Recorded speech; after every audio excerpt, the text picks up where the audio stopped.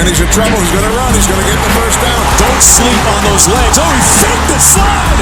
Sauce time. The Pitt Panthers have pulled a stunning upset over the West Virginia Mountaineers. And Johnny Majors gets a ride across the field. Hey, what's up, everybody? Welcome back to Simplify. I'm your host, Zack doing a little solo show tonight. Neither of my other co-hosts or rotating cast of guests can make it on, but first emergency podcast in the young history of the podcast, and we're talking Jordan Addison. Jordan Addison. Well, to get you all situated, I'm recording at around 7:30 p.m. on May 19th, Thursday. The news broke around 4:45 p.m. today from Jordan Schultz. The news was being that, barring a last-minute change of heart, wide receiver Jordan Addison plans to commit to USC.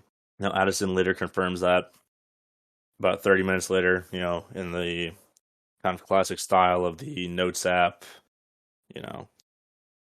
it's been a long process for me. I love Pitt, but with that, I'm taking my talents to USC, which it's, at this point, that's what you expect. Just run through the timeline. He's been in the portal officially since May the 3rd. He put in his papers on May 1st. So this makes it about a little over 2 weeks since he's been in the portal.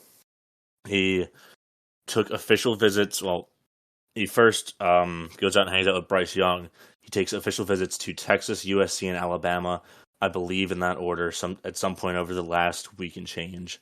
There's rumors in there about him being contacted possibly by Ohio State and Oregon, but those are sort of unfounded. And then, I'm not going to go verify this, but I think as soon as Tuesday the 17th, the leading narrative was that he was down to Texas and USC as his final two locations, and then today the 19th, he picks USC. Listen, for me, I'll never really have anything against Jordan Addison.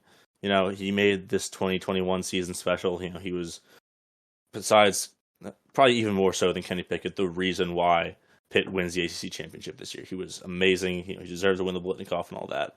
And for making that season special, for really putting us, really taking our opportunity of Clemson being down, and he was such a big reason that we even beat Clemson. He's making great plays all year. He even helped Kenny Pickett turn into a first-round pick.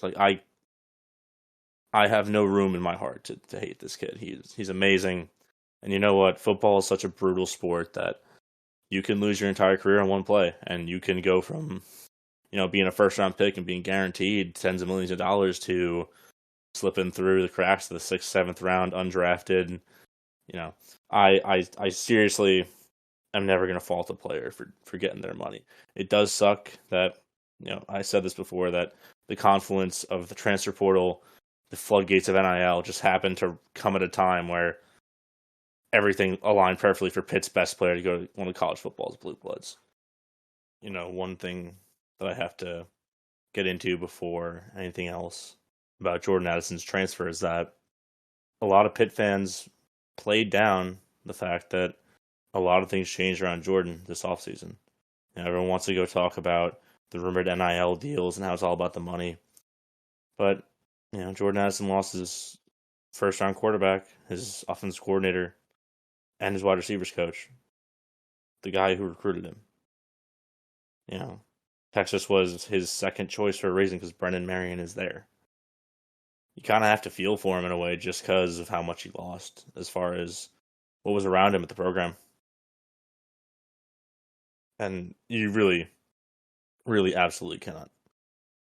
You can't blame him for feeling that with so much changing, he might want to find a new environment.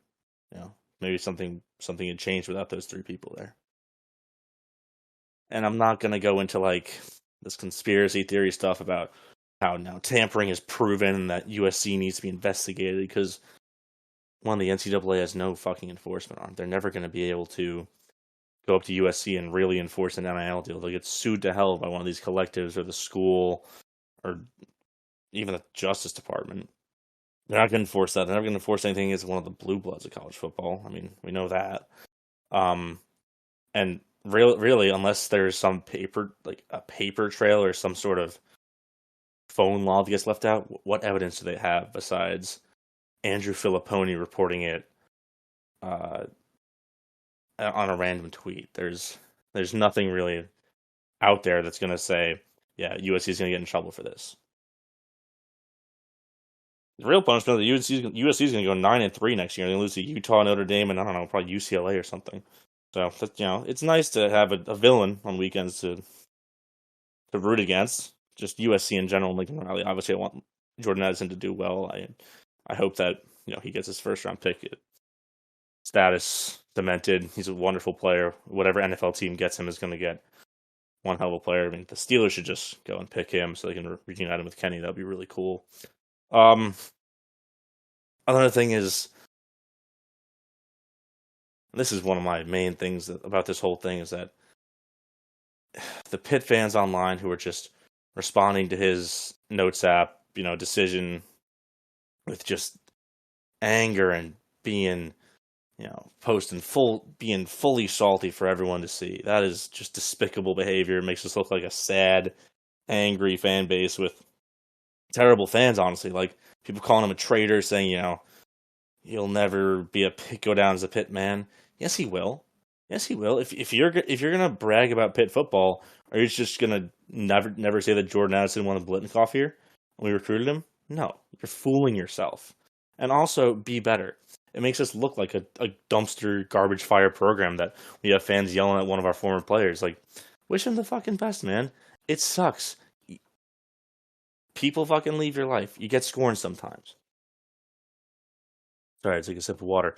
Grow up, dude. Kanata Mumfield is gonna be great for us. Like, if you like, it's just really sad shit. I mean, I'm out there fighting in the replies, which I shouldn't be doing. God knows it takes up so much of my time. But if you see someone talking something crazy about Jordan Addison, telling him he's a selfish person and how he's a traitor and all that shit, put him in their place. Tell them to go touch grass. These people are severely sick, and go argue with them on Twitter. Help me out. One man can't do this all alone. And then, looking forward for Pittsburgh, I mean, like I said before, Kanata Mumfield looks like the real deal. He looks like an amazing, amazing wide receiver. And, our wide receiver room is only going to get better. Jared Wayne is still a very reliable target. Gavin Bartholomew is a great tight end. He's proven himself as a true freshman. You have guys coming down, Jalen Bradley, Jalen Barden, two kind of sophomores, saw a little bit of playing time last year. Che Nwabako, I forget the exact place. He would have been like top 5 or 6 in the ACC with his 100-meter sprint time. This guy is gonna light up the field. We'll get to him more on the full episode we're gonna release soon. But like, Pitt is not in any way hurting for wide receivers. We still play the Coastal Division. There's like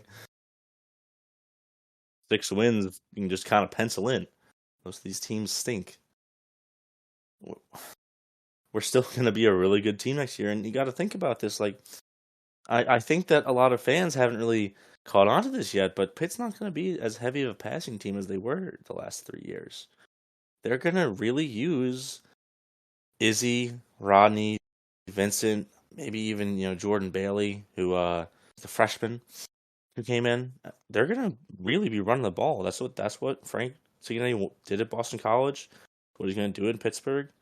They're going to utilize a lot of really only 2 receiver sets, 2 tight end sets. This is going to be a different offense, and I think that we're suited for a fine bounce back without Jordan Addison.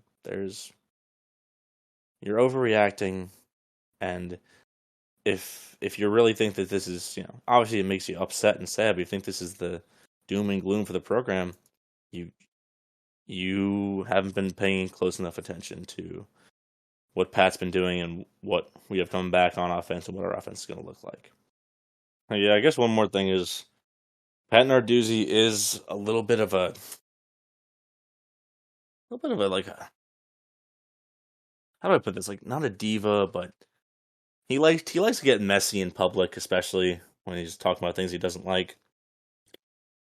I'd expect a messy quote about this, especially with all the stuff he said about Keaton Slovis transferring the right way. So that'll be fun to see. Sort of in other wide receiver news, I want to talk about Pat Narduzzi's sort of cryptic tweet from May 16th. That's Monday this week. The tweet is as follows, and I will be dictating emojis, so give me a little break here. Black circle, white circle, 3 fire emojis, blue circle, yellow circle. Obviously, the blue and gold representing University of Pittsburgh. And the next line says H2P, a couple different meanings, sunglasses emoji.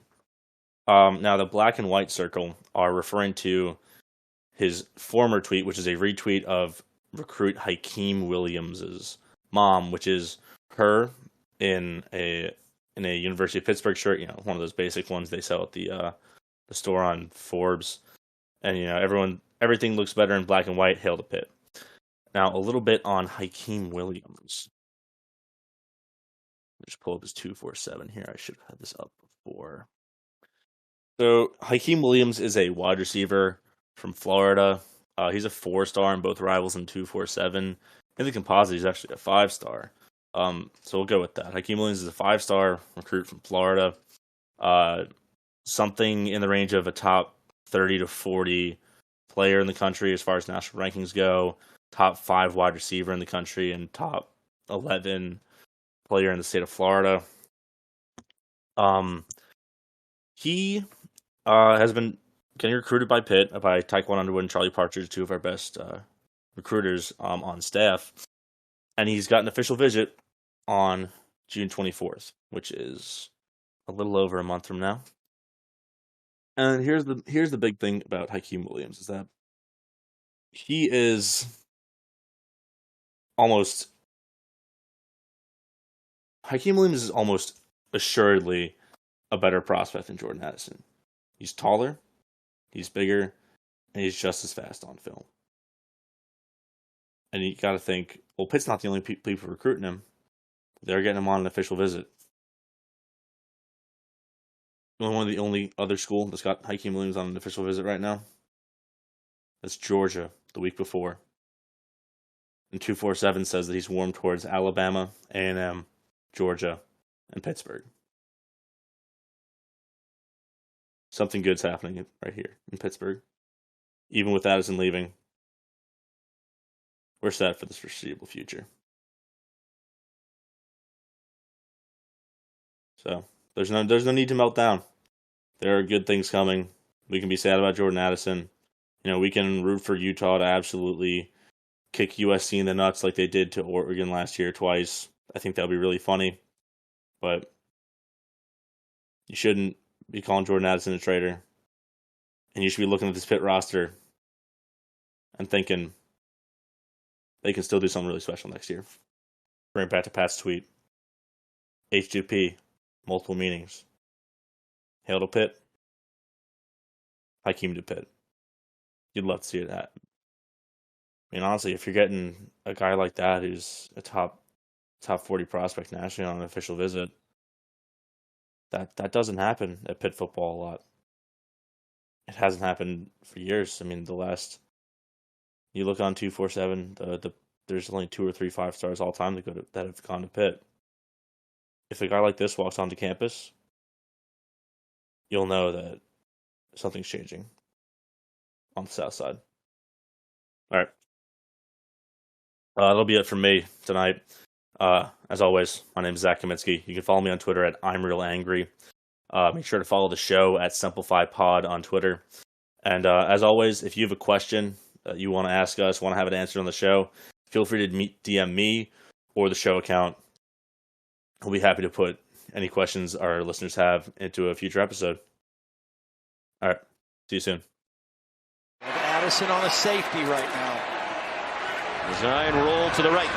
Throwing on the run. Corner of the end zone. Addison beats the safety. Turner